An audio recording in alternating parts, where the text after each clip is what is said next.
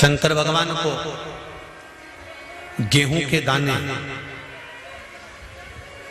21, कमलगट्टे 5, चावल के दाने आखा चावल जानते हो आप लोग, पूरा चावल 108, काली मिर्च 21, काली तिल 1 चुटकी, धतूरा 1, बेलपत्र 7 पत्ते 7 नग, शमी के पत्र 7, पुष्प फूल और गुलाब के फूल मिल जाएं तो 7 नग, पुष्प फूल मिल जाएं, अगर गुलाब का लाल फूल मिल जाए तो ठीक, नहीं मिले तो गुलाब का फूल मिले तो उसकी पंखड़ी भी निकाल सकते, पर थोड़ा सा कलर लाल होना चाहिए। हम सफेद फूल का इसलिए मना कर देते हैं क्योंकि जिस समय पर ब्रह्मा जी शिवलिंग का छोर का पता करने गए थे, उस समय पर केतकी के फूल को साथ में लेकर आ गए थे। किसी के स्मरण में ना रहे और वो भूल से केतकी का फूल उठा लाया और अभिषेक में चढ़ा दिया तो दोष तो उसको भी लगेगा, इसलिए हम सफेद फूल का वर्णन नहीं करते। हम कहते कि लाल फूल एक छोटा सा चढ़ा दो, उसकी पंखड़ी निकालकर साथ चढ़ा दो, पर चढ़ाएं लाल। हाँ, अगर केतकी को पहचानते हो तो फिर सफेद भी चढ़ा सकते हो, पर केतकी का मत चढ़ा महाराज। गुलाब का पुष्प 7 और अभिषेक की सामग्री दूध, दही, शहद, घी, शक्कर, इत्र, चंदन, 3 गोल सुपारी, एक गणेश जी, एक गोरा जी बनाने के लिए, एक संकल्प छोड़ने के लिए, हरोली चावल, मोली, कपूर, 2 घी के दीप, 1 दिया पूजन के समय पर प्रज्वलित करने के लिए, 1 दीप से भगवान की आरती करना, जनेऊ, काली मिट्टी या पीली मिट्टी या लाल मिट्टी या सफेद मिट्टी शिवलिंग का निर्माण करना। जिस समय 7 बजे हम लोग अभिषेक करने बैठे, उससे पहले शिवलिंग का निर्माण थाली के अंदर करके रख, और किस भाव से करना? जिस भाव से माता सती ने और माता पार्वती ने शंकर भगवान को अपना बनाने के लिए, अपनी कार्य सिद्धि के लिए, नंदीश्वर की धर्मपत्नी सुयशा ने भी जो शिवरात्रि का स्मरण करा है सावन महीने की, भगवान शंकर की बहुएं बल्ली देवी और देवसेना ने भी श्रावण महीने की शिवरात्रि का स्मरण करा है। भगवान श्री गणेश जी महाराज की धर्मपत्नी रिद्धि और सिद्धि ने भी श्रावण महीने की शिवरात्रि की पूजन करी है। माता पार्वती और माता सती ने भी श्रावण महीने की पूजन आराधना करी है। माता गंगा ने भी श्रावण महीने की पूजन आराधना करी है। तो क्यों नहीं हम श्रावण महीने की शिवरात्रि का स्मरण करें और अपने मन की कामना के लिए बाबा से विनय कर कर, बाबा से विनती कर कर उस सुख को पाएं, भगवान से निवेदन।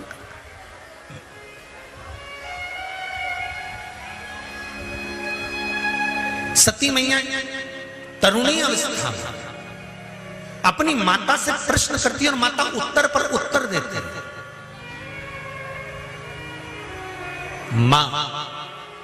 माता सती ने एक प्रश्न और करा, मां इस शरीर का अंत कब का है? प्रसूति का उत्तर है, प्रसूति का उत्तर, इस शरीर का अंत कब है? तो माता प्रसूति ने कहा, जन्म का समय निश्चित हो सकता है पर मृत्यु का कोई समय निश्चित नहीं हो सकता।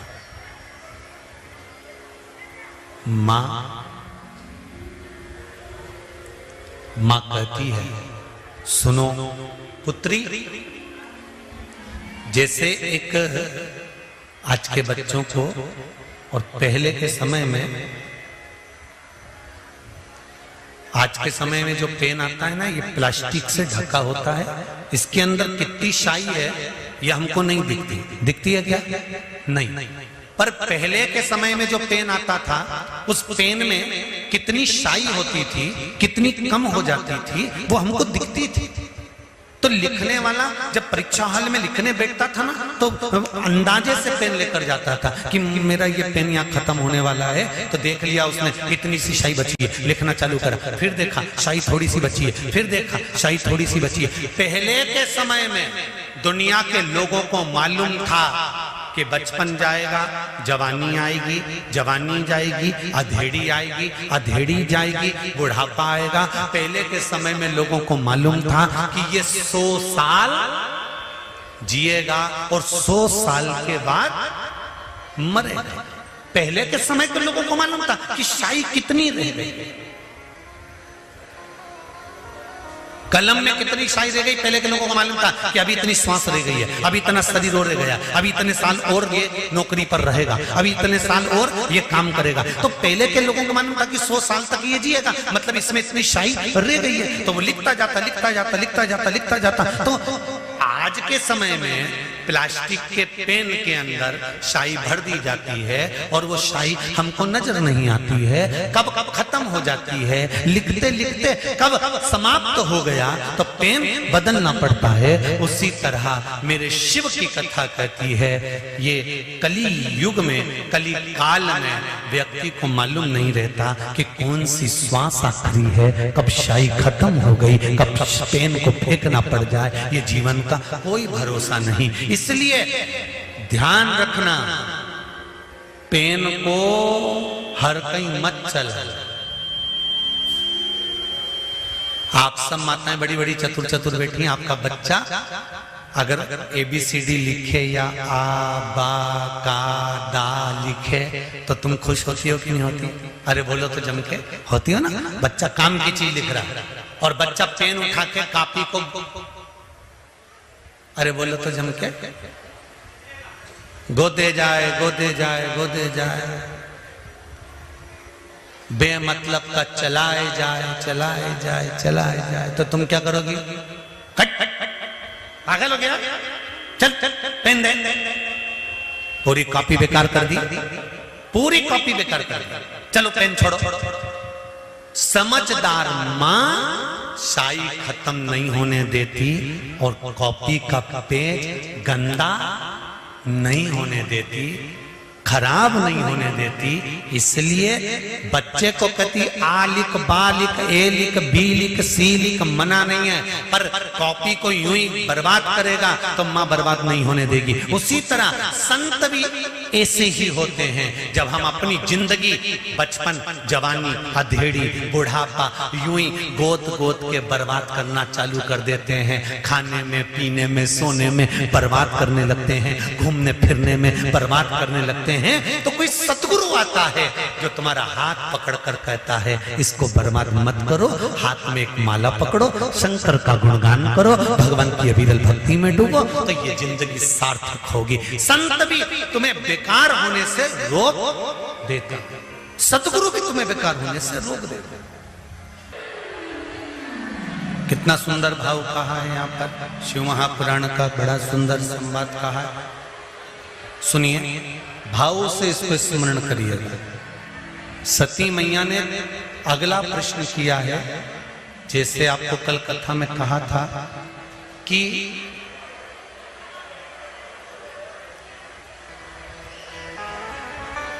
ये लोग जो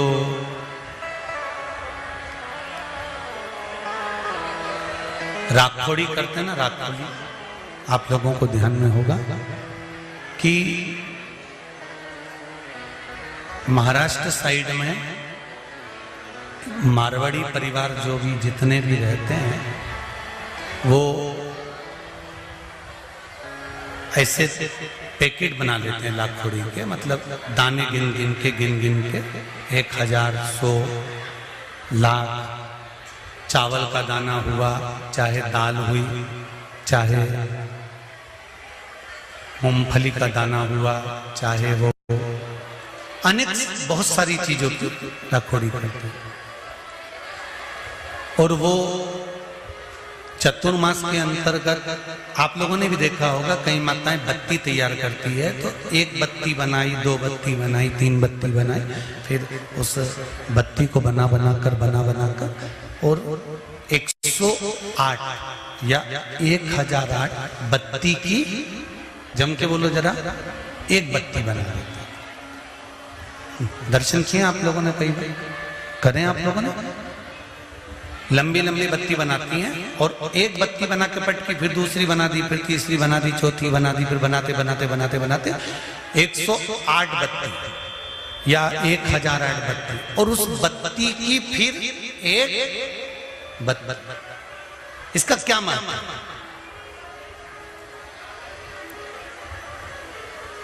जितने लोग आस्था चैनल पर सुन रहे हैं, जितने फेसबुक यूट्यूब पर सुन रहे हैं, जरा ध्यान से सुन। लाखोड़ी का मतलब क्या होता है कि हमने जो चिरौंजी ली वो इतनी ले ली, हमने तिल्ली ली तो इतनी ले ली, हमने गिन गिन के चावल का दाना की लाखोड़ी करी, हमने इसकी लाखोड़ी करी, तो उसका मतलब क्या? उसका फल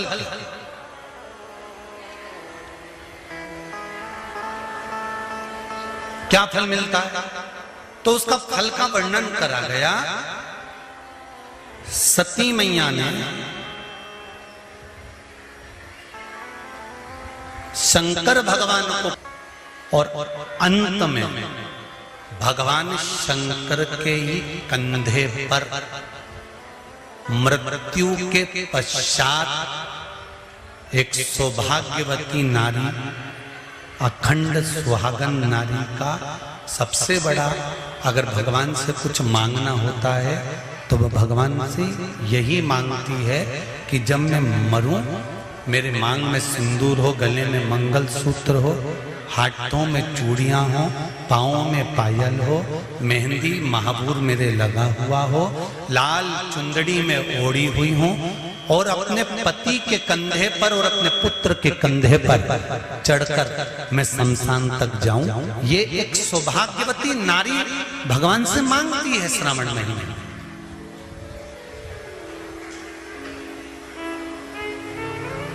इस लाखोड़ी का मतलब क्या है? एक बत्ती, दो बत्ती, तीन बत्ती, चार बत्ती, पांच बत्ती, छह बत्ती, सात बत्ती, और उस बत्ती को फिर 108 पूरी होने पर, 1008 पूरी होने पर उस बत्ती को फिर बांधकर एक करा जाता है। इस बत्ती का मतलब क्या है? क्या मतलब है? क्या महत्व है? अभी आपको कथा में कहा था कि गेहूं के 21 दाने लिखा है, तो गेहूं के 21 दाने, चावल के 108 दाने। तो क्या हम एक दाना चढ़ाएंगे तो क्या शिव स्वीकार नहीं करेगा? हम चावल का एक दाना चढ़ाएंगे तो क्या शंकर स्वीकार नहीं करेगा? क्या हम श्रावण महीने में एक लोटा पानी चढ़ाएंगे, एक लोटा जल का चढ़ाएंगे तो क्या शंकर स्वीकार नहीं करेगा? शंकर भगवान तो भोले भक्त हैं, कि वश में हैं, तुम जो चढ़ाओगे वो स्वीकार करेगा। पर हम जो श्रवण करते हैं,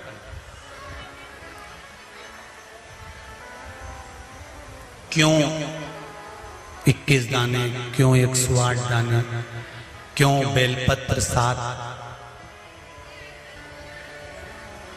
क्यों 11, क्यों 5, क्यों 4, क्यों 3, क्यों 2, क्यों 1? इसका महत्व क्या है?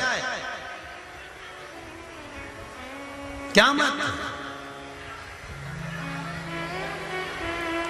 महाराज शिव पुराण कर रहे, स्कंद पुराण वर्णन करती है, कुर्म पुराण में भी इसका सुंदर भाव व्यक्त वर्णन किया गया है, और गर्ग संहिता में भी इसका सुंदर भाव वर्णन होता है कि हम कोई भी सामग्री की सवामणि करते हैं या लाखोड़ी करते हैं या दीप की बत्तियां हम ज्यादा बनाने के बाद में एक बत्ती का निर्माण कर भगवान को समर्पित करते हैं, उसके पीछे एक कारण होता है। स्त्री नारी सौभाग्यवती रहकर एक वस्तु का दान नहीं करती। फिर समझ लेना मेरी जीजी, केवल अकेली साड़ी बिना ब्लाउज पीस के किसको दी जाती है ये आप भी जानते हैं। एक वस्त्र का दान किस समय पर दिया जाता है? जिस समय पर किसी नारी का पति चले गया हो और मायके से पहली बार जो वस्त्र आता है, सबको अंदाजा होगा इस चीज का, उस नारी के लिए जो पहला वस्त्र आता है उसमें ब्लाउज का पीस नहीं आता, केवल एक साड़ी ही आती है, कपड़ा नहीं आता, दूसरा वस्त्र। क्यों सनातन धर्म में, हमारे हिंदू धर्म में कहा जाता है कि ब्राह्मण को भी अगर वस्त्र दिया जाता है तो वो जोड़े का दिया जाता है। धोती दी है तो साथ में कुर्ता देना है, शर्ट दिया है उसके साथ में भले जनेऊ रख देना है। अगर आपके पास में धोती नहीं है, पजामा का कपड़ा, पैंट का कपड़ा नहीं है तो जनेऊ रख दो। जनेऊ नहीं हो तो हाथ में बांधने वाली वो मोली, नाड़ा, लच्छा वो बांध कर दे दो, वो रख दो। स्त्री को कोई वस्त्र दे रहे हो तो साड़ी के साथ में ब्लाउज लगा कर दो या कोई सौभाग्य की वस्तु रख दो। अकेला ब्लाउज पीस भी दे रहे हो तो उसके साथ टीकी का पत्ता रख दो, उसके साथ कोई वस्तु जोड़े से होना चाहिए, सिंगल वस्तु का दान नहीं दिया जाए।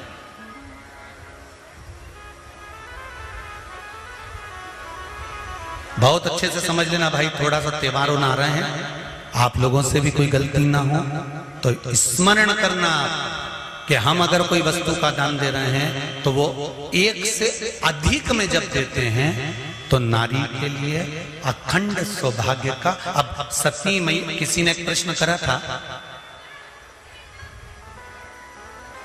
3-4 कथा निकल गई होगी उस समय पर, किसी का एक मोबाइल पर प्रश्न था, किस सती मैया ने कौन सा व्रत किया था जब सती जलकर भस्म हो गई थी तो शंकर भगवान ने उसको कंधे पर उठाया था और कंधे पर उठाकर सती मैया को लेकर भगवान शंकर ने तांडव किया था।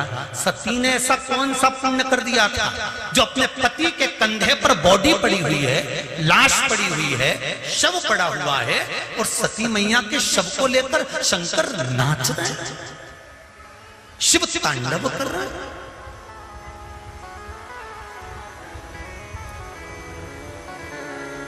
कई लोग हमको पागल कहेंगे, बताओ सीवर वाला गुरुजी तो बैठे बैठे कहते रहता है 21 दाने चावल के चढ़ा दो तो 11 दाने चढ़ा दो तो 5 दाने चढ़ा दो तो 7 दाने चढ़ा दो, 7 बेलपत्र चढ़ा दो तो काली मिर्ची इतनी चढ़ा दो। उसका कारण क्या है?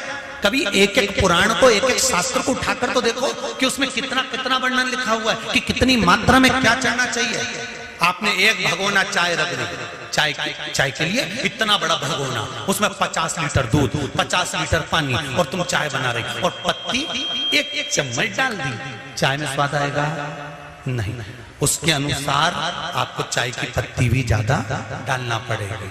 जब दूध ज्यादा है तो पत्ती उतनी डालो। अब तुमने जैसे किसी किसी किताब में लिखा रहता है 2 चम्मच बेकिंग पाउडर डालो, आधी चम्मच शक्कर डालो, फिर 1.5 चम्मच इलायची का पाउडर डालो, फिर आधी चम्मच ये डालो, फिर धीरे धीरे उसको धीमी धीमी आंच पे हिला। तो उसने नहीं तो डायरेक्ट लिख देता तुम्हारी मर्जी पड़े उतना कूड़े दो, काय को माथा बच्ची करे वो मतलब का कि 250 ग्राम डालो कि 2 ग्राम डालो कि 4 ग्राम डालो। हलवाई भी तुम्हारे यहाँ पर अगर कोई बड़ा फंक्शन है, तुम्हारे यहाँ पर अगर कोई शादी ब्याह है, तुम्हारे यहाँ पर कोई कार्यक्रम है तो हलवाई भी लिख देता है तराजू बाट ला कर रखना, हलवाई भी लिख देता है आधा किलो जीरा ला के रखना, 1 किलो ये ला कर रखना, 2 किलो वो ला के रख देना। नहीं तो हलवाई कह देता पर्चे के ऊपर लिख के तुम्हारी मर्जी पड़े उतना लाने पटक दो, मैं तो बना दूंगा। पर नहीं, इतना इतना तो चाहिए, स्वाद लाना है तो ये सब सामग्री तो मुझे इसमें डालना पड़ेगी। उसी तरह अगर पति के कंधे पर जाना है प्राण छूटने के बाद, माता सती का शरीर अगर शंकर के कंधे पर पड़ा था 52वें नंबर का विवाह है माता पार्वती और शंकर का।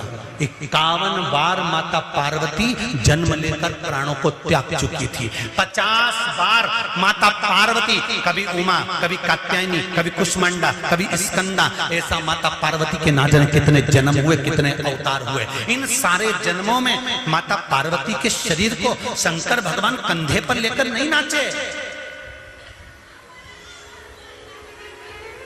माता उमा को लेकर शंकर भगवान कंधे पर नहीं नाचे, माता कात्यायनी को लेकर नहीं नाचे, कुष्मांडा को लेकर नहीं नाचे, स्कंदा को लेकर नहीं नाचे, ध्रुमा को, बगला को मेरे भगवान शंकर कंधे पर लेकर नहीं नाचे। शंकर भगवान अगर कंधे पर लेकर नाचे हैं तो माता सती को लेकर नाचे। उसका कारण क्या था? क्योंकि सती मैया कोई भी वस्तु केवल एक समर्पित नहीं करती थी। माता सती का नियम था, वस्तु की मात्रा को बढ़ा देती थी। शंकर का अनुमोदन करने के लिए, शिव का स्मरण करने के लिए माता सती दीप भी अगर लगाती थी तो एक बाती का नहीं लगाती थी। बाती की फिर सरल भाषा में समझ लो, और सरल समझ लो।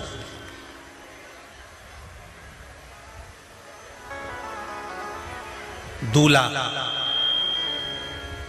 दरवाजे पर जब आता है, मटकी में जो दिया लगाया जाता है, सालीहों लेके खड़ी होती है कन्याओं, वो मटकी में एक बत्ती का दिया लगता है कि 4 बत्ती का लगता है? जम के बोले 4 बत्ती का लगता है ना। 4 बत्ती का दिया, क्योंकि हमारे यहाँ शुभ कार्य हो रहा है, 4 बत्ती का दीप लगाया। तुम्हारे यहाँ प्रतिदिन घर में आरती करते होगे तो जो घी के डब्बे में भींगी भींगाई बत्ती रखी रहने, उसको निकाल के धर देते। बोलो सही है कि गलत है? निकाल के धरी, माचिस से लगाई, तन मन धन सब कुछ तेरा, और आरती कर कुरा के, घंटी बजा के, भोग लगा के, शक्कर रख के, भगवान को प्रणाम करके चली जाती।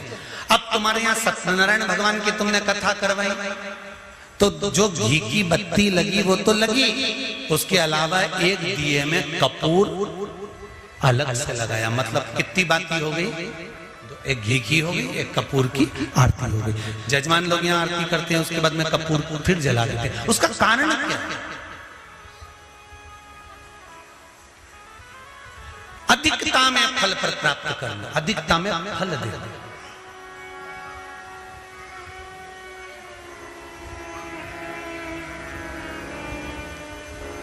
साल, 2 साल, 4 साल, 6 साल में आप भी प्रयास करा करो, पतली पतली बत्ती बनाकर 108 गिनकर घी में जब उसको पूरी बांध लो, घी में भिगो कर रख लो। कोई घर में विशेष कार्य हुआ या कहीं तीर्थ गए, कहीं गंगा जी के घाट पर गए, सरयू, मंदाकिनी, नर्मदा, गोदावरी, छिपरा आदि आदि के घाट पर गए तो उस बत्ती को प्रकट कर कर जलाकर रख दिया। क्या होता है उससे? माता सती ने कौन सा पुण्य करा था? जो शंकर भगवान के कंधे पर शव पड़ा हुआ था और शंकर नाच रहे थे, वो सती का पुण्य था कि वो कभी एक सामग्री से शिव को प्रसन्न नहीं करती थी, बहुता में देकर शंकर को रिझाती थी। इसलिए शिव ने उसको अखंडता प्रदान की। शंकर भगवान ने अखंडता दी है उसको, अखंडता।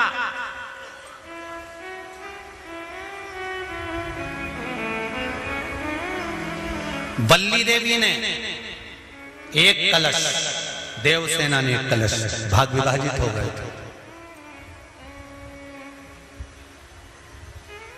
भाग विभाजित।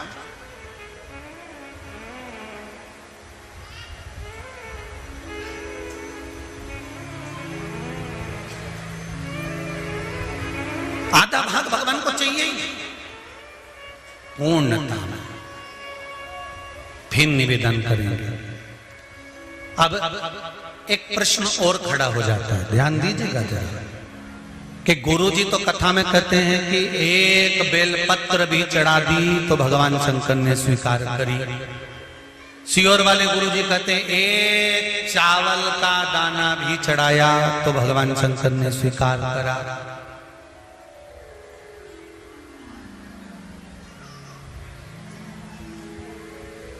इसका क्या भाव है, इसका क्या भाव,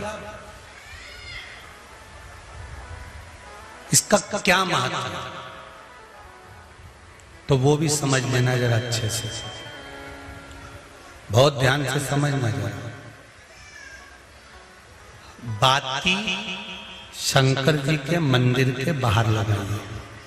कहां लगाई है? मंदिर के बाहर। कपड़े दान करे मंदिर के बाहर। पंडित जी जब मंत्र बोलते हैं तो कहते हैं एक बेलपत्रम, एक बेलपत्र मात्र, एक चावल का दाना। सियोर वाला महाराज भी कहता है कि एक चावल का दाना शंकर भगवान को समर्पित कर दो, एक बेलपत्र समर्पित कर दो, एक लोटा जल समर्पित कर दो, एक फूल की मात्र एक पंखड़ी भी चलाई तो भगवान शंकर इसको स्वीकार करेंगे। इसका महत्व क्या है? तो लिंग पुराण में लिखा है जब शंकर भगवान पर, शिवलिंग पर कोई एक वस्तु भी समर्पित होती है तो वहां शंकर जी का नाम बदल जाता है और शिव जी का नाम लक्षेश्वर महादेव हो जाता है। कौन से महादेव हो जाते हैं? लक्षेश्वर। शंकर भगवान को जब एक चावल का दाना, एक वस्तु, एक सामग्री शिव को समर्पित करी जाती है, वहां शंकर लक्षेश्वर महादेव हो जाते हैं। लक्षेश्वर का मतलब क्या होता है कि एक बेलपत्र समर्पित करी तो शंकर भगवान ने उस बेलपत्र को 1,00,000 बार स्वीकार कर लिया। एक चावल के दाने को 1,00,000 बार स्वीकार कर लिया। शंकर भगवान लक्षेश्वर महादेव बन गए। लाखों की संख्या में शंकर भगवान के स्वरूप वहां पर प्रकट कर गए।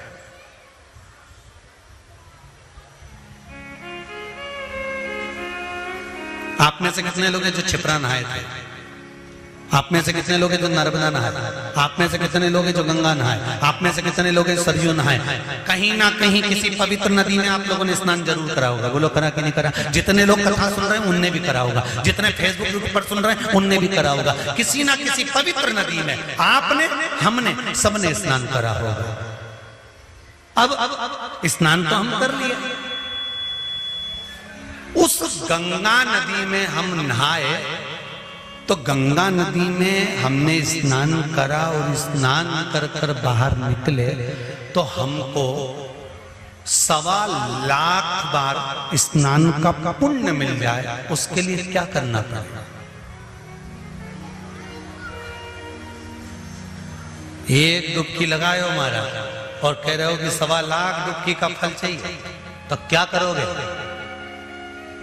1,25,00,000 डुबकी का फल पाने के लिए क्या करना पड़ेगा?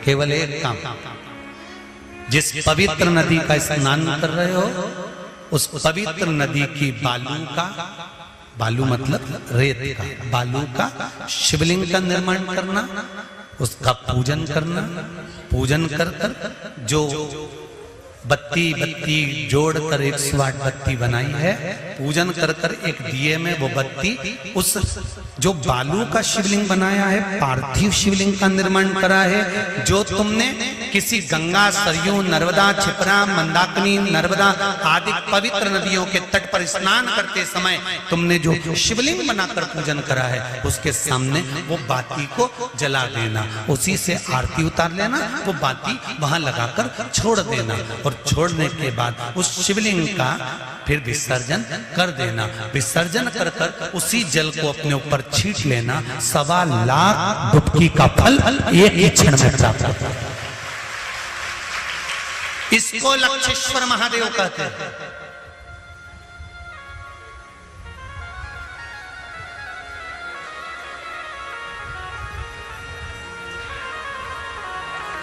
इसको लक्षेश्वर महादेव कहते हैं।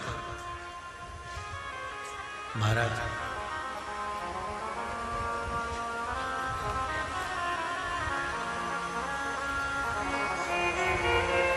कितना फल है।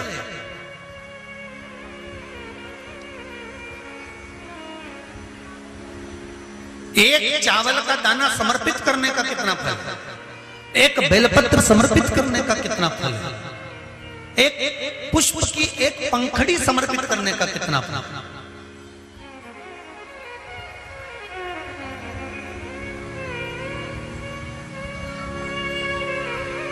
और समझ लो, ब्राह्मण को हम दक्षिणा देते हैं,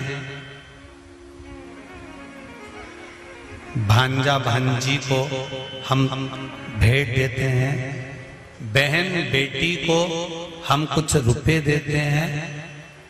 जिस लिफाफे में रुपए को रख कर दिया जाता है उसमें एक का सिक्का पहले से लगा होता है। बोलो सही है कि गलत है? क्यों? समता में नहीं बढ़ाकर दिया गया, बहुत अधिक कर दिया गया। हमने अगर अधिक कर दिया है तो उसका फल भी हमको अधिकता में प्राप्त हो। अधिक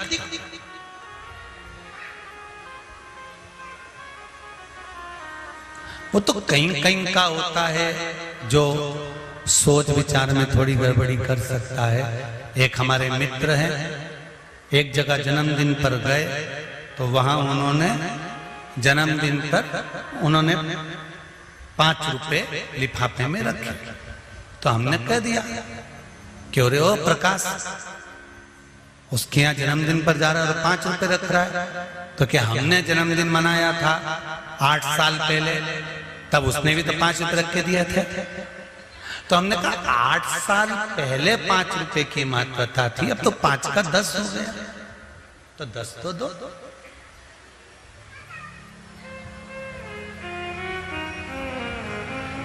हमारे यहाँ पहला सा नियम था, बहन बेटी जितनी बार आती थी ना, जितनी बार आती थी, घर की बहुएं उसकी झोली में थोड़ा सा चावल दाल जो भी घर में होता था वो डालती थी। भले वो लेकर नहीं जाती थी, इतना सा दाना पल्लू में बांधा और लेकर चली गई, भले वो वहीं छोड़ गई, पर उसकी झोली कभी खाली कर नहीं भेजते। आप में भी जितने लोग बैठे ऐसा नियम पहले था। अब आज का जमाना तो बड़ा विचित्र हो गया कि बहन बेटी से आस लगाकर बैठते हैं। जैसे ही आई तो पहले सोचते हैं राखी पे कितने भतीजों के कपड़े लेके आई है, कितने भाई के कपड़े लेकर आई है। अब तो आस लगाकर बैठते हैं कि ये लाई हो। और भाई और भाभी को बहन से आस नहीं लगाना चाहिए, भाई और भाभी को तो बहन लेकर आए चाहे ना आए, फर्ज हमारा है कि हमारे दरवाजे से हमारी बहन बेटी खाली ना जाए, तो हमारा दरवाजा भी कभी खाली नहीं होता।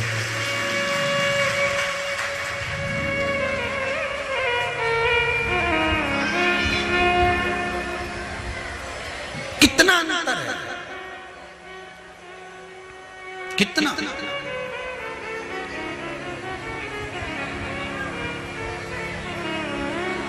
सनातन धर्म में जन्मदिन पर केक काटा जाता है क्या? अरे बोलो जम के नहीं। सनातन धर्म में जन्मदिन पर केक नहीं काटा जाता।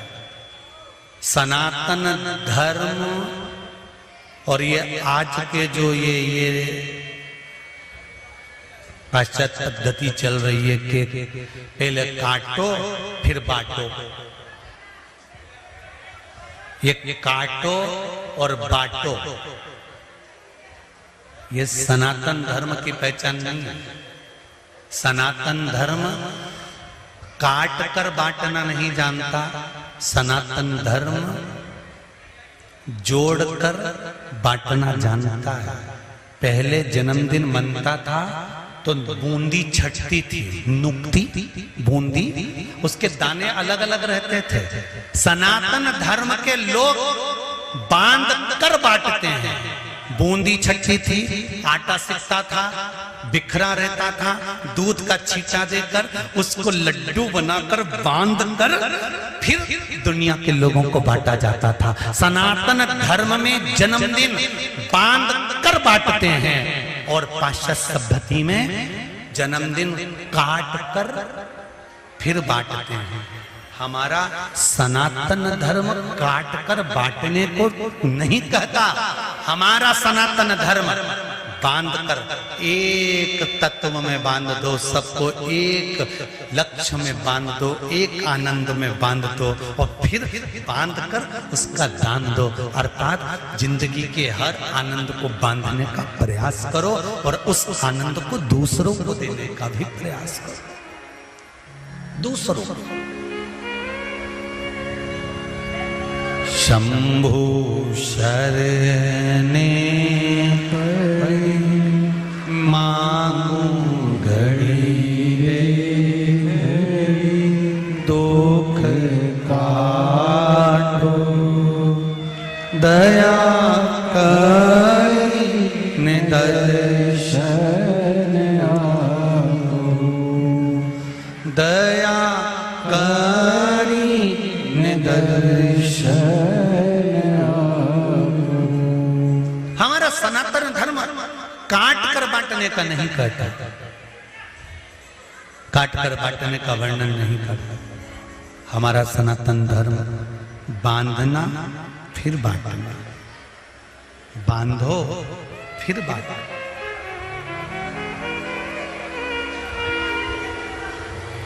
बोल लक्षेश्वर महादेव की, कुबेरेश्वर महादेव की। तो माता सती के शव को शंकर भगवान ने अपने कंधे पर उठाया। उसको उठाने का कारण क्यों, किस लिए ऐसा? वो कहते हैं ना, कौन सा पुण्य, वो कहे ना, ऐसा कौन सा पुण्य किया गोरा शिव तेरे दर पे आते हैं, शिव तेरे दर पे आते हैं, भोला तेरे दर पे आते हैं। ऐसा कौन सा पुण्य किया गोरा भोले दौड़े चले आते हैं। वो पुण्य कौन सा है, वो आनंद कौन सा है, वो सुख कौन सा है, कौन सा पुण्य है? और वो पुण्य कोई दूसरा नहीं है। मेरा निवेदन रहेगा सौभाग्यवती माताओं से, आप शंकर भगवान की जब आराधना करती हैं, शिव जी को जब स्मरण करती हैं, तो बाबा से जब विनती करती हैं कि हमारा सौभाग्य अखंड करना, तब बाबा लक्षेश्वर बनकर आपकी वस्तु को स्वीकार करते हैं। तब मेरे भोलेनाथ, मेरे शंभू, मेरे शंकर सती मैया को भी कंधे पर लेकर नाचते रहे।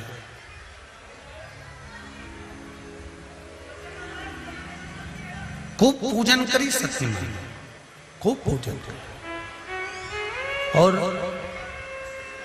सती मैया ने जब भगवान शंकर की आराधना करी, स्तुति करी, शिव पति के रूप में मिल भी गए, शंकर भगवान पति बन गए।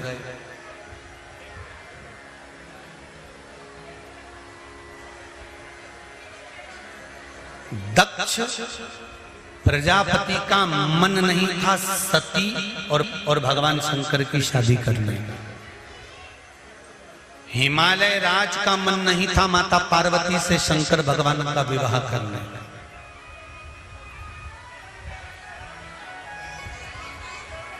सती मैया और शिव जी के विवाह का बिल्कुल मन नहीं था दक्ष को।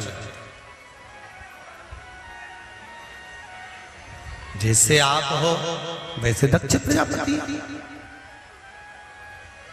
आपकी भी तो बहुत सारी चॉइस है। बिजनेस वालों को नहीं दूंगी लड़की, खेती वालों को नहीं दूंगी। कैसा चाहिए? अरे बोलो तो जम के, नौकरी। अब वो नौकरी वाला इतनी दूर नौकरी कर रहा है, क्या खा रहा है, कितना पी रहा है,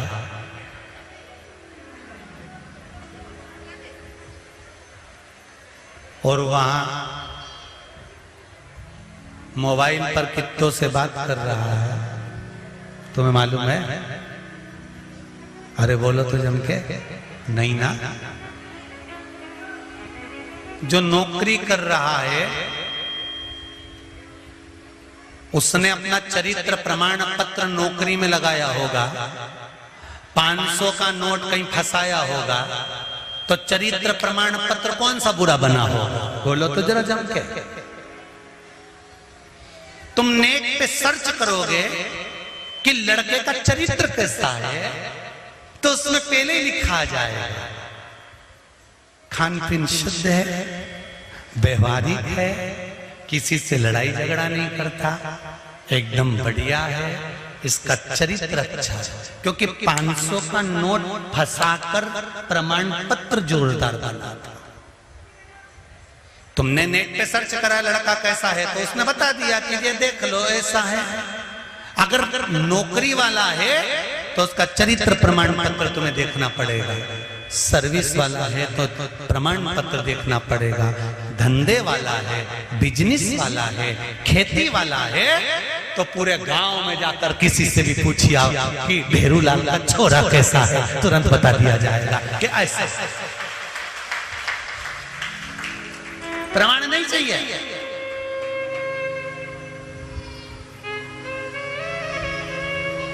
क्यों? उनकी छोरी का संबंध आया हमारे छोरे के लिए। छोरी कैसी है? अच्छी है, लड़की तो बढ़िया है, पर अपना लड़का थोड़ा हाइट में, उसकी छोरी थोड़ी छोटी है। अच्छा, बस इतना मालूम पड़ गया? नहीं है तो अच्छी। अरे बहुत जोरदार परिवार, बहुत बढ़िया। पहले के समय में गांव में रिश्ता आता था और पूरे गांव के लोगों से पूछा जाता था। गांव के लोग सब अच्छे से बताते थे कि ऐसा परिवार, ऐसा कुटुंब, ऐसा कबीला। आज के जमाने में पड़ोस में रिश्ता आता है, पड़ोसी से पूछा जाता है। जरा से पानी भरने के नल के चक्कर में एक बार बाल्टी लगाने के चक्कर में झगड़ा हो गया था, तो उसकी बेटी का संबंध आया, तो ये बाल्टी वाला जैसे इससे पूछा कि संबंध कैसा है, अरे उनकी छोरी है, नल पे ऐसा झगड़ा करेगा। जरा सा तुम्हारे झगड़े के चक्कर में तुमने उसका जीवन बिगाड़ दिया। पड़ोसी का फर्ज है, कोई बेल चढ़ रही है ना, तो बन सके तो उसको बांस का टेका देकर और चढ़ाने का प्रयास करना चाहिए। जाओ, बहुत अच्छा लड़का है, बहुत अच्छी बेटी है, अच्छा है तो अच्छा कह दो। अरे नी ओके तो बेरू जी आया, नहीं वो तो ऐसा नहीं, वो तो वैसा। चढ़ाने का प्रयास करो, ऊपर की ओर चढ़ो, गिराना नहीं। बेटा बेटी के संबंध जब होते हैं, गांव के लोग हो चाहे शहर के लोग हों, एक बात ध्यान लगाकर देखना कि हमारी भी बेटी, हमारा भी बेटा होगा, उसका भी संबंध करना है। सबके प्रति अच्छा भाव लेकर आओ। पार्वती, जो मनुष्य अपने कर्म को करता है और कर्म की ओर आगे बढ़ता चले जाता है, जैसे नंदी मुझे देखता रहता है और अपने कर्म में लगा रहता है, जो व्यक्ति अपने लक्ष्य को निश्चित कर कर चलता है और अपना कर्म करता रहता है, पार्वती उसको मंजिल तक पहुंचाने की जवाबदारी मेरी होती है, फिर उसको मंजिल में दे देता है। गीता में भी भगवान कृष्ण ने कहा कि कर्म प्रधान है, तुम कर्म करिए।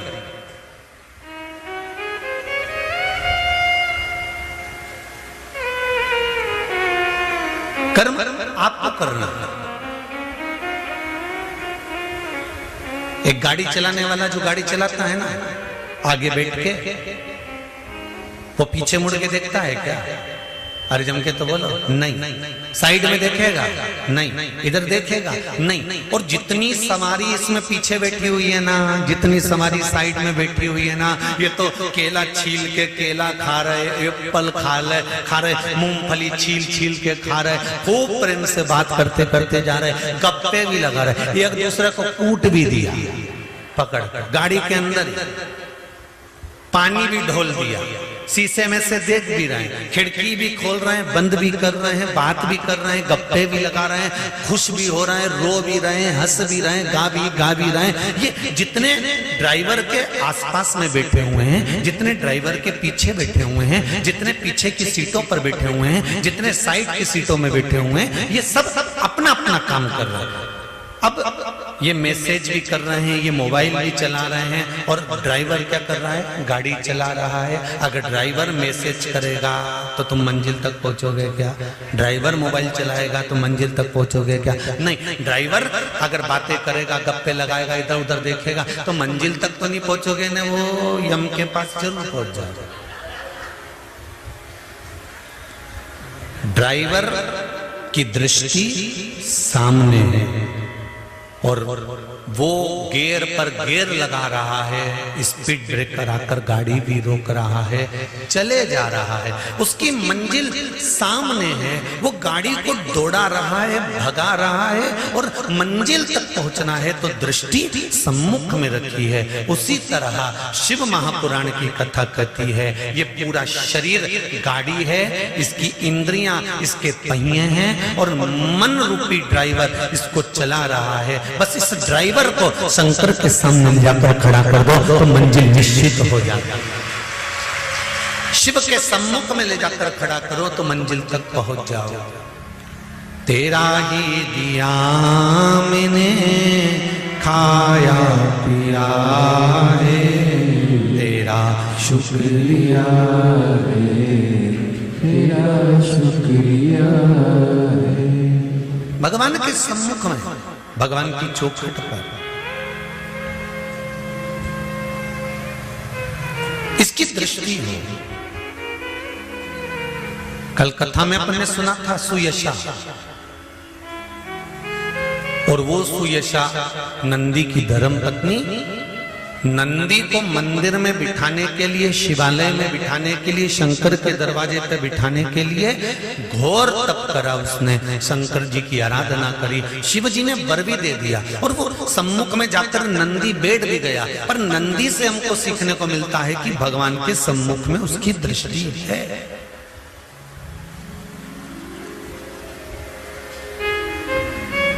मैंने सारे नजारे देख लिए, एक तेरा नजारा मेरी नाव किनारे लगे ना लगे, मेरी नाव किनारे लगे ना लगे, तेरे दर का किनारा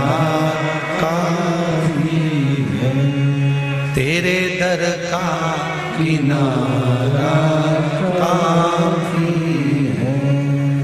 महाराज फिर द्वार मिले ना मिले, पर तेरा जो द्वारा है वो निश्चित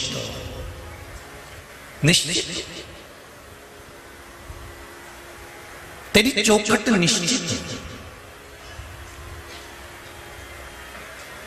आज सावन का पहला सोमवार है, शंकर जी के मंदिर गए होगे, शिव जी पे एक लोटा जल कंकर शंकर पे भी तुमने यहां आकर भी चढ़ाया होगा। जाते जाते बाबा से एक बात कहकर जरूर जाना, जैसे सावन के महीने में जल बरसता है और वो जल बीज पर पड़कर अंकुरित होकर फल देता है, उसी तरह सावन के महीने में मैंने भी एक लोटा जल चढ़ाया है। वो भी ऐसा जल हो कि मेरे जीवन में सुख को अंकुरित करे और मेरा जीवन धन्य हो जाए। ऐसी कृपा, ऐसी दया करना। हम तेरे धाम में, हम तेरी चौखट पर कथा सुनने के लिए आए, तेरे दरवाजे, तेरी चौखट, तू कृपा करेगा तब सुख मिलेगा। तेरी कृपा बिना न हिले एक भी लेते हैं श्वास, तेरी कृपा से। अगर तेरी उदारता नहीं होती, तेरी कृपा नहीं होती, तेरी करुणा नहीं होती, तो संसार का कोई सुख हमको प्राप्त नहीं होता। संसार का कोई सुख हमें नहीं मिलता। महाराज शिव कथा कर रहा, शंकर जी की कथा कर रहा, हाथी का पैर, हाथी का पांव मगर ने पकड़ा।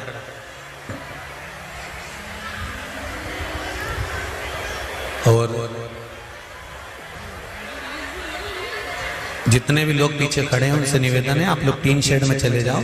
यहाँ से जितने भी लोग खड़े हुए हैं पानी में गीले नहीं हो, शेड में जाकर बैठ जाओ, आराम से वहां बैठकर कथा सुनो।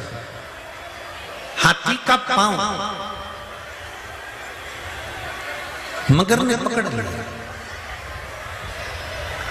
और हाथी का पांव जब मगर ने पकड़ा, हाथी का पैर जब मगर ने पकड़ा, उस पैर को पकड़कर मगर खींचता खींचता खींचता खींचता हाथी को लेकर पानी के अंदर जाने लगा।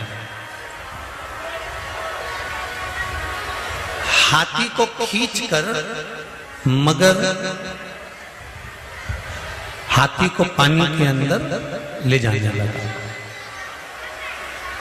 जब पानी के अंदर मगर हाथी को खींच कर ले जाने लगा, पूरा परिवार हाथी का हाथी के साथ था, पूरा परिवार था।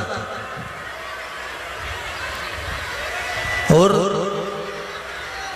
संपूर्ण परिवार, पूरा की पूरा परिवार हाथी के संग है, पूरा के पूरा परिवार हाथी के साथ है। पर हाथी का पांव छुड़ाने वाला कोई था क्या? नहीं। तब हाथी ने क्या करा?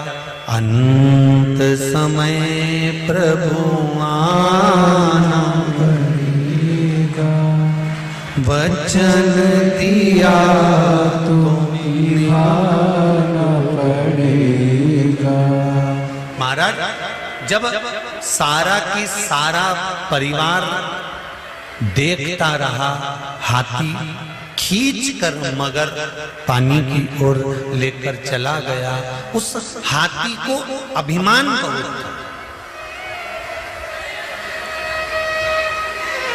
बहुत था, उस हाथी को अहंकार बहुत था। और हाथी को अहंकार किस चीज का था? हाथी को अभिमान किस चीज का था? हाथी को अभिमान था कि मेरे पास में बल बहुत है, मैं बहुत बड़ा हूं, बहुत विशाल हूं, मेरे पास में बल बहुत। हाथी को अभिमान इस चीज का था कि मेरे पास में बल बड़ा है, मेरे पास में बहुत बल है, मैं बड़ा विद्वान हूं, मेरे पास में बहुत सारा, मेरा शरीर बड़ा विशाल है, बहुत प्रबल है और मुझे कोई हरा नहीं सकता, और मेरा परिवार मेरे साथ में है। यह हाथी का अभिमान था, यह हाथी की अभिमतता थी, यह हाथी का अहंकार था। पर जब हाथी का पांव पकड़ा और हाथी का पांव पकड़कर जब पानी के अंदर गया, जाने के बाद हाथी का पांव पकड़कर पानी में जाने के बाद पानी में हाथी धीरे धीरे धीरे धीरे धीरे धीरे समाने लगा, धीरे धीरे डूबने लगा। तब हाथी का पूरा शरीर पानी के अंदर चले गया। केवल हाथी की सूंड हाथी ने ऊपर कर ली और उससे श्वास ले रहा था, वो भी धीरे धीरे धीरे धीरे पानी में जाता जा रहा था। थोड़ा सा ही बचा था, तब हाथी ने विचार कर लिया कि अब मुझे कुछ ना कुछ करना पड़ेगा। मेरा परिवार मेरा साथ नहीं दे रहा, मेरा कुटुंब मेरा साथ नहीं दे रहा, अब मृत्यु की घड़ी सामने आकर खड़ी हो गई है। तब उस हाथी ने क्या करा? तब परमात्मा को पुकारना प्रारंभ, तब उस भगवान को बुलाया, तब उसको कि भरोसे थारे चाले रे भोले जी मारीना, भोले जी मारीना, प्रभु जी मारीना, भरोसे थारे चाले रे भोले जी मारीना, भरोसे थारे चाले रे भोले जी मारीना। भाव से दोनों हाथों से भोले जी मारे नाम, शंभो जी मारे नाम, भोले जी मारे नाम, शंभो जी मारे नाम, भरोसे थार चाले रे प्रभु जी मारे नाम, भरोसे थार चाले रे भोले जी मारे नाम। जय हो।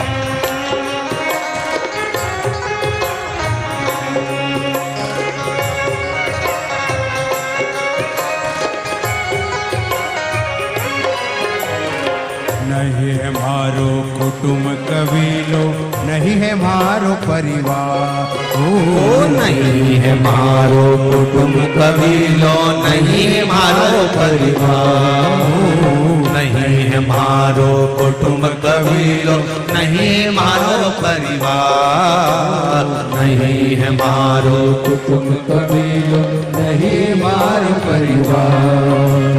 आप बिना दूजो नहीं कोई, हो भोले आप बिना दूजो नहीं कोई, जग में तारनहार, भरोसे तार चाले हो भोले जी मारी नाम, भरोसे तार चाले हो भोले जी मारी नाम, भोले जी मारे नाम, शंभो जी मारे नाम, भोले जी मारे नाम, शंभो जी मारे नाम, भरोसे थारे चाले हो भोले जी मारे नाम, भरोसे थारे चाले हो भोले जी मारी नाम। भोले हर हर भोले।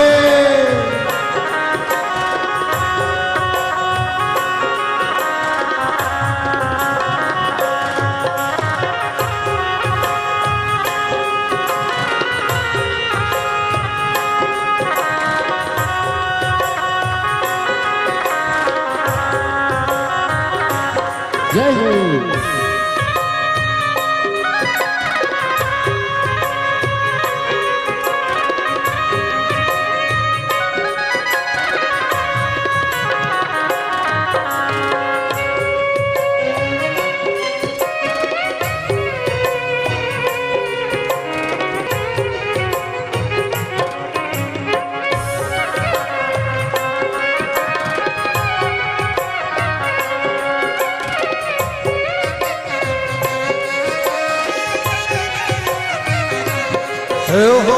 कहे कबीर सुनो भाई साधु किस विद उतरा पाहु।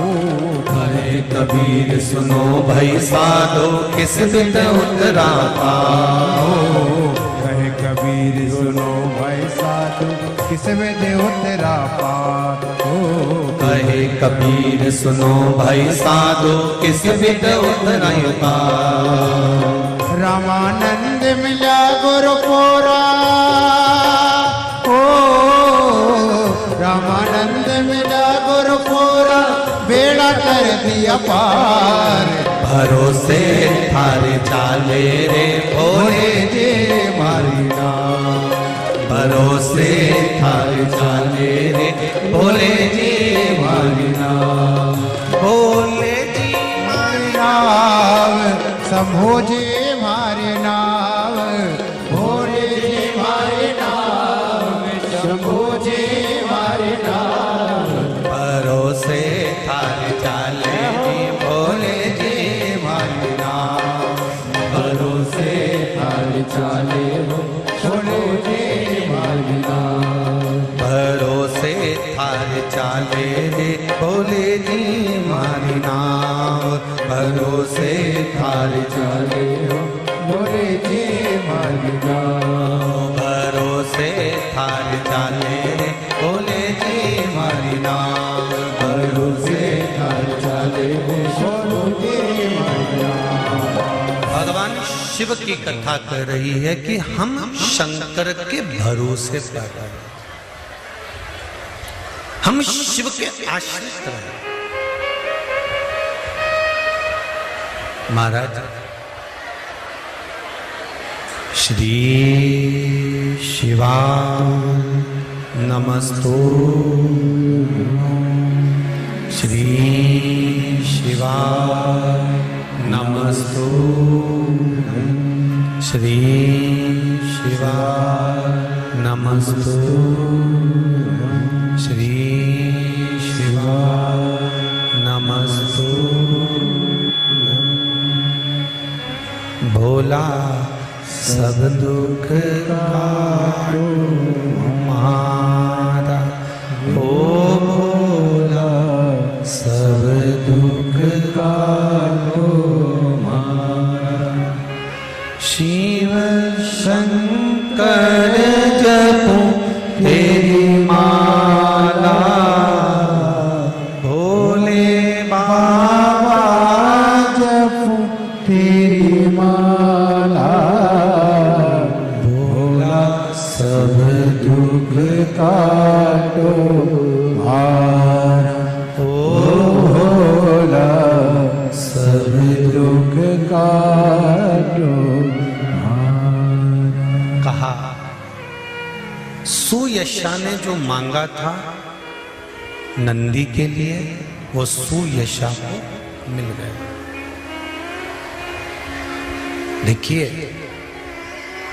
शिव महापुराण की कथा कहती है, कल कथा में कहा था ध्यान लगाना और प्रार्थना करना दोनों में एक भारी अंतर है। ध्यान लगाने में भगवान से डोरी बंध रही कि नहीं बंध रही पता नहीं है, पर प्रार्थना करने में दिल की बात हम देवाधिदेव महादेव से कह देते, हृदय की बात, जवानी और अधेड़ी, जवानी में भी और अधेड़ी में भी ये जो मोड़ का समय होता है, बीच की जो घड़ी होती है, बीच का जो समय होता है, इस बीच के समय को हमें संवारना। कहते हैं ना ये बहुत बिगड़ रहा है। बिगड़ने से मतलब क्या है? क्या बचपन में कोई बिगड़ जाता है? बच्चा हाथ में है, गोदी में है, बच्चा बिगड़ेगा? नहीं। अगर मार्ग भटकने का समय होता है ना, तो ये जो टर्निंग पॉइंट जो आता है, ये मोड़ जो आता है, इस मोड़ में व्यक्ति भटक जाता है। और सरल भाषा में समझ लीजिए, आप लोग गाड़ी से आए होंगे तो कहीं कहीं पर लिखा होता है अंधा मोड़। बोलो पढ़ा है कि नहीं पढ़ा? किस किस ने पढ़ा? जरा हाथ उठाओ। पढ़ा है ना सबने? क्या लिखा होता है? अंधा मोड़। अंधा मोड़ का मतलब है कि जब मोड़ आएगा तब व्यक्ति को दिखाई नहीं देगा। एक मोड़ तो ये आ गया कि मोड़ आए तो सावधानी रखो, मोड़ आए तो धीरे चलाओ। एक मोड़ हमारे यहाँ छोरा छोरी को भी बांधा जाता है। कब? अरे बोलो जम के जरा। शादी में सिर पे मोड़ बांधते कि नहीं बांधते? तो मोड़ क्यों बांधा जाता है? मोड़ बांधने का कारण क्या है? क्योंकि गाड़ी चलाने वाले के लिए भी कहा जाता है कि मोड़ पर थोड़ा ध्यान रखना। अभी तक तुम्हें घर का ध्यान नहीं था, अभी तक तुम्हें परिवार का ध्यान नहीं था, अभी तक तुम्हें कुटुंब कबीले का ध्यान नहीं था। अब तुम्हारे सिर पर जब से मोड़ बंध गया, तब से तुम्हारी जिंदगी का भी टर्न पॉइंट आ गया। अब मोड़ तुम्हारे सिर पर आकर खड़ा हो गया है, इसलिए परिवार का ध्यान रखना अब तुम्हारी जवाबदारी। अब माता पिता की जवाबदारी खत्म हो गई जी। कब से? जब से गाड़ी, अरे जम के तो बोलो, मोड़ पे पहुंची। जब से तुम्हारे सिर पर मोड़ रखाया, जब से तुम्हारे सिर पर मोड़ रखाया, तब से वो तुम्हारा टर्निंग पॉइंट, तुम्हारा गाड़ी का मोड़।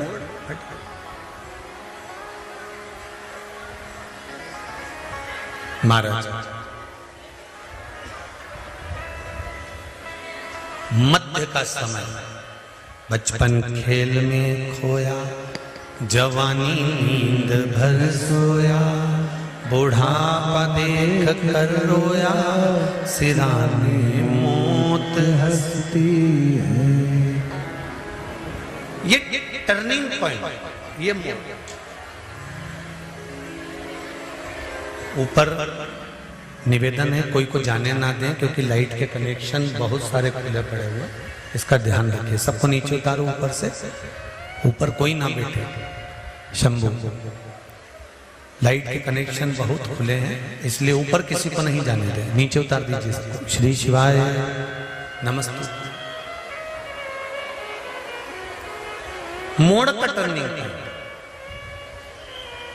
अपनी जिंदगी में, अपने जीवन में, जीवन की प्रत्येक घड़ी के पल पर एक समय ऐसा आता है जिस समय पर हमको मुड़ना होता है, और कहाँ मुड़ना है यह हमारे ऊपर निश्चित करता है। सुयशा ने भगवान शंकर से प्रार्थना करी, शिवजी से निवेदन करा, और सुयशा ने शंकर भगवान से प्रार्थना करी, निवेदन करा, तो फल ये हुआ कि भगवान शंकर के शिवालय में, शंकर भगवान के सम्मुख में नंदीश्वर जाकर विराजमान।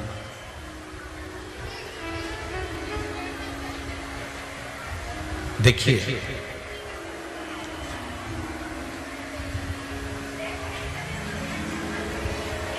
बचपन में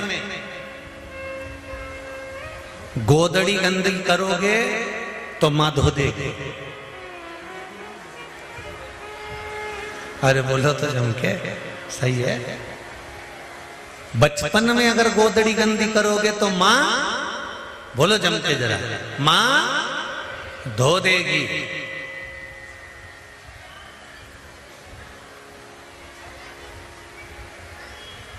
पर जवानी में, अधेड़ी में अगर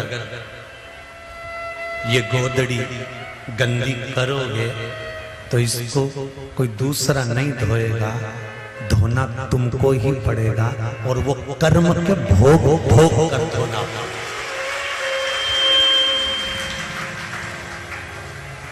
बचपन की गोदड़ी को मां धो सकती है, बचपन की गोदड़ी को पिता धो सकता है, पर एक बात और सरलता में समझिएगा, अनायास अचानक तुम्हें ज्ञान नहीं था, अज्ञानी थे, और अज्ञानी होने के बाद में अगर आपने कोई कर्म कर दिया, बेकार काम कर दिया, तो वो अज्ञानता में करा, उसका कोई दोष तुमको नहीं लगेगा। पर मालूम पड़ने के बाद अगर आप कुछ गलत कर्म करते हो तो उसका तो दोष लगेगा ना, उसका तो दोष मान्य होगा। सारी दुनिया को मालूम है कि जन्म हुआ है तो मरना निश्चित है। सारी दुनिया को मालूम है कि बचपन आया है तो जवानी भी आएगी, और जवानी आया है तो बुढ़ापा भी आएगा, अधेड़ी भी आएगी, ये निश्चित है, इसको कोई टाल नहीं सकता।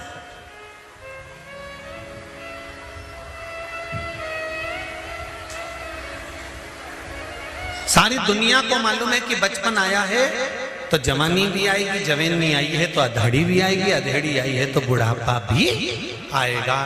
प्रत्येक संसार में जन्म लेने वाले मनुष्य को, बच्चे से बच्चा, छोटे से छोटा व्यक्ति को भी ये ज्ञान है कि एक ना एक दिन मरना है, पर किसी को ये मालूम है कि कब मरना है।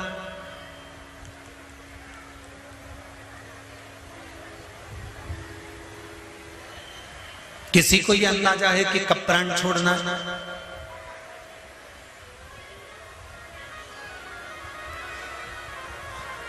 दक्ष प्रजापति के यहां जब 60 कन्याओं का जन्म हो गया, तब दक्ष प्रजापति ने मां जगदम्बा से, मां देवी से, भवानी से विनती करी, और विनती कर कर कहा, मां मेरे घर में एक बेटी का जन्म और हो जाए।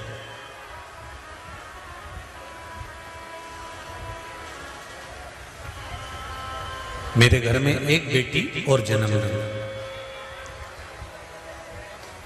मां देवी ने कहा, बेटी कहां जन्म लेने जाएगी और कहां मैं बेटी ढूंढने जाऊंगा?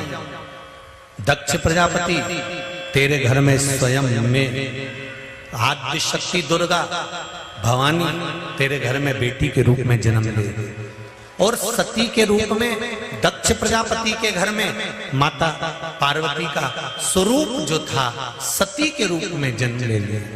अब सती मैया प्रकट हो गई। सती मैया जब धीरे धीरे धीरे धीरे धीरे धीरे अवस्था हुई, और माता सती ने जब अपनी युवानी अवस्था धारण करी, जब माता सती कुछ अवस्था बड़े हो जाती हैं, कुछ तरुणाई अवस्था में माता आ जाती हैं, तब माता ने एक दिन अपनी मां प्रसूति से एक प्रश्न किया।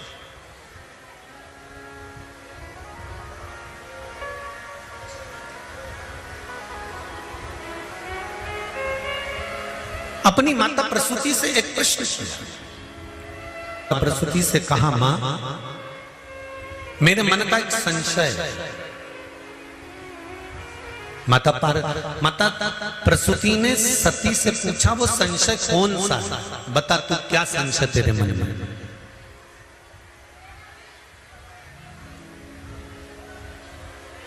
ये बच्चों का माता पिता के प्रति आत्मीय प्रेम रहता है कि बच्चे जब भी प्रश्न करते हैं तो अपने माँ बाप से करते हैं, और होना चाहिए।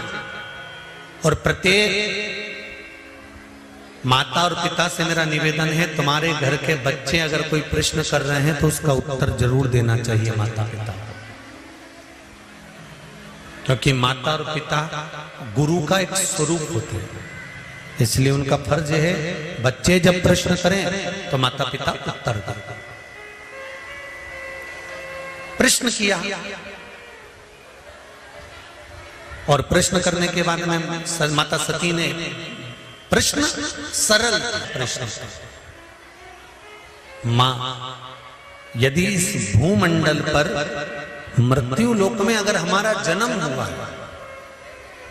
तो इस मृत्यु लोक में जन्म लेने का हेतु क्या है? इस मृत्यु लोक में जन्म लेने का कारण क्या है? हम क्यों जन्म लेते हैं? हमारा जन्म का कारण है। कहा प्रसूति मां बोली, सती प्रसूति की सबसे छोटी लड़की थी और घर का जो छोटा मनक होता है, घर का जो छोटा बेटा होता है, घर की जो छोटी बेटी होती है, घर की जो छोटी संतान होती है, माता पिता का जो प्रेम होता है वो छोटे के प्रति जरा ज्यादा होता है।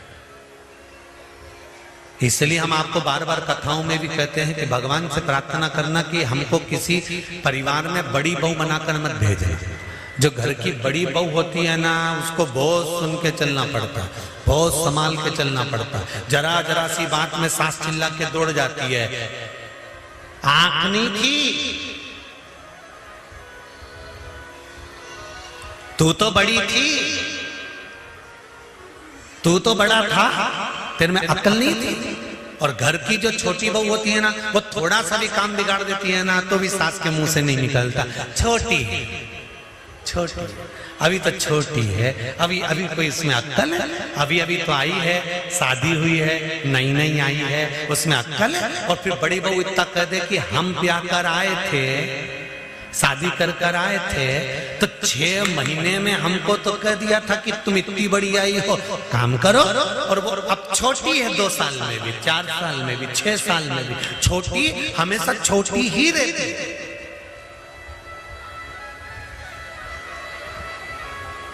छोटी हमेशा छोटी है और बड़ी हमेशा बड़ी ही रहती है। वो कोई भी काम अगर बात अगर कुछ भी जरा से भी मेहमान ज्यादा आ गए ना तो कहा किससे जाता है, तू तो बड़ी थी ना, कम से कम पहले तुझको आना चाहिए। उसकी नींद नहीं खुली, वो तो छोटी थी, पर तू तो समझदार थी, तू तो बड़ी थी, तू आ जाती ना उतर कर। जितनी भी जीजियां कथा सुन रही ना, भगवान से प्रार्थना कर लेना, भोलेनाथ अगली बार हमको छोटा बना के भेज दे, बड़ा नहीं। छोटे बनने में फायदा है, बड़े बनने में कोई फायदा नहीं है। ऐसा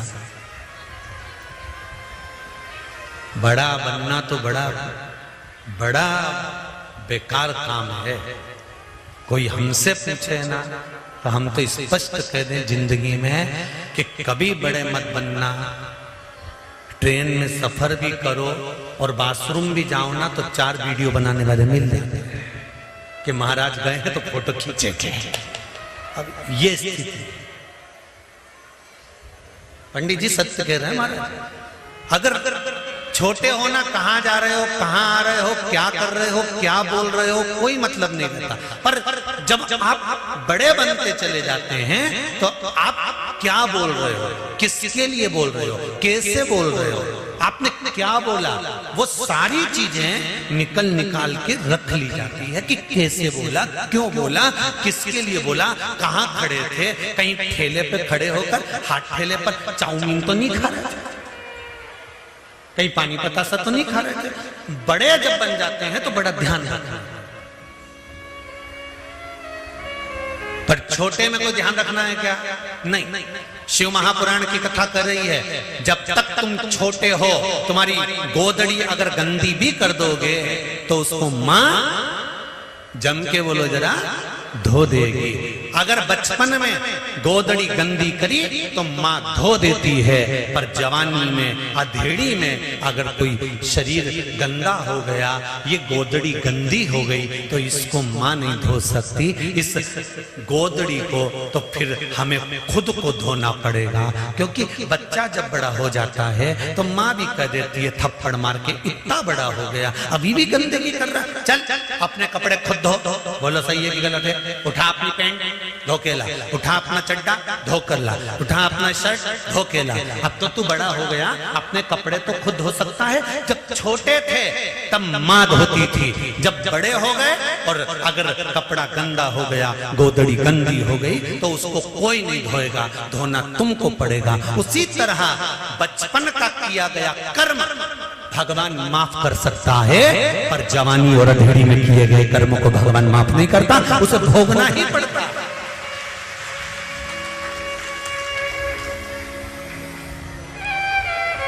जवानी और अधेड़ी में किए गए कर्म को कोई दूसरा नहीं भोगेगा, भोगना अपने को पड़ेगा। इसलिए बार बार कहते हैं मत बुरे कर्म कर वरना पछताएगा, भगवान की आंखों से तू बच नहीं पाएगा, तू बच नहीं पाएगा। अरे ओ अज्ञानी मत करना दानी, अरे ओ अज्ञानी मत करना दानी। तेरे कर्म का फल भी तू ही पाएगा, जैसा किया तूने तेरे आगे आएगा। मत बुरे कर्म कर बंदे।